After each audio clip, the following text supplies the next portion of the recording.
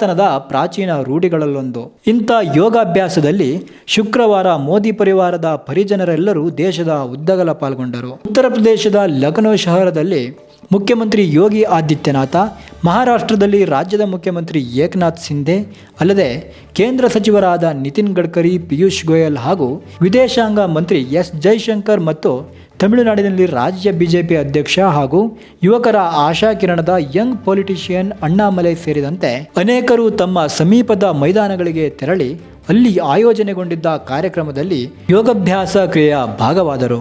ಜನಸಾಮಾನ್ಯರು ಯೋಗಾಭ್ಯಾಸವನ್ನು ರೂಢಿಸಿಕೊಳ್ಳಲು ಈ ಪ್ರಮುಖರು ನಮ್ಮ ಪ್ರಾಚೀನ ಪದ್ಧತಿ ಯೋಗಾಭ್ಯಾಸದ ರಾಯಭಾರಿಗಳಂತೆ ಕಂಡರು. ಶುಕ್ರವಾರದ ವಿಶೇಷಗಳಲ್ಲಿ ವಿಶೇಷವೇನು ಗೊತ್ತಾ? ಅದೇನೆಂದರೆ, ಅಕ್ರಮ ಸಾರಾಯಿ ದಂಧೆ ಆರೋಪದಲ್ಲಿ 2ನೇ ಬಾರಿ ಜೈಲು ಸೇರಿದ್ದ ದೆಹಲಿ ಮುಖ್ಯಮಂತ್ರಿ ಅರವಿಂದ್ ಕೇಜ್ರಿವಾಲ್ ಮತ್ತೊಮ್ಮೆ ಷರತ್ತುಬದ್ಧ ಬೇಲ್ ಪಡೆದು ಕಂಬಿಯಿಂದ ಆಚೆ ಬಂದಿದ್ದಾರೆ.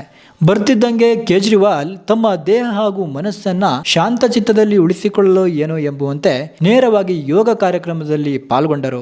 ನಾವೆಲ್ಲರೂ ನಿಯಮಿತವಾಗಿ ಯೋಗಾಭ್ಯಾಸವನ್ನು ಮಾಡೋದಾದರೆ ಮನಸ್ಸು ದೇಹಕ್ಕೂ, ದೇಹವು ಮನಸ್ಸಿಗೂ ಒಂದಕ್ಕೊಂದು ಸ್ಪಂದಿಸುವ ಹಾದಿಯಲ್ಲಿ ಜೊತೆಯಾಗಿ ನಮ್ಮ ಅಪರೂಪದ ಬದುಕನ್ನು ಸುಂದರವಾಗಿ ಹೊಂದಲು, ಬದುಕನ್ನು ಶಾಂತವಾಗಿ ಬಾಳಿಸಿಕೊಳ್ಳಲು ಸಹಕಾರಿ. ರಾಮಕೃಷ್ಣ, ಅಲ್ಲಾಹು ಅಥವಾ ಯೇಸುವಿನ ರೂಪದಲ್ಲಿ ದೇವರನ್ನು ಸಾಕ್ಷಾತ್ಕಾರಗೊಳಿಸಲು ಯೋಗಾಭ್ಯಾಸ ಸುಲಭ ಮಾರ್ಗ ತಂದಿಡುತ್ತದೆ.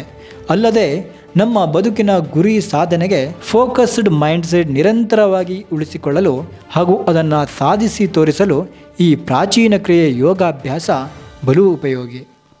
ಬ್ಯೂರೋ ರಿಪೋರ್ಟ್, ವಿಶ್ವ ಪ್ಲಸ್ ಟಿವಿ.